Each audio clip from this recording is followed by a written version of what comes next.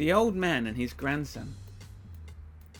There was once a very old man who used to be very young and strong, but now his eyes were weak, his hearing was very bad, and he couldn't stand up without his knees shaking. He was so old and weak that he could hardly lift his spoon to his mouth when he ate, and this meant he often dropped food on the table and made a mess. Other times, food would get stuck in his long grey beard.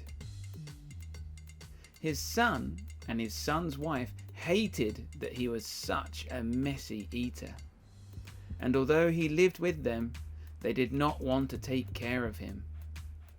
They made him sit in the corner next to the big iron stove instead of eating with them at the dinner table.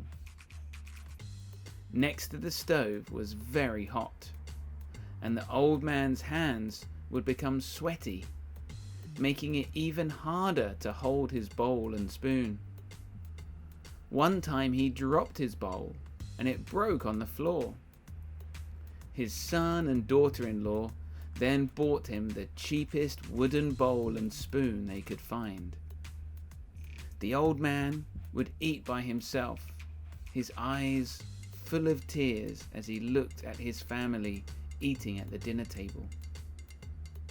Every time he made a mistake or a mess, his son and daughter-in-law would scold him, but all he could do was look down at the ground and sigh. One day, his grandson, who was a very curious and clever boy, was outside the house collecting sticks and making bowls out of mud. "What are you doing there?" asked the father. "I'm making a little bowl," answered the child, "for you and mother to eat out of when I'm big." The man and his wife looked at each other for a while and then began to cry. Then they took the old grandfather to the table, and from that day onwards always let him eat with them, and never said anything bad if he did spill a little of anything. Instead, they tried their best to help him. The young grandson saw this and promised to be just as nice to his parents when they grew old.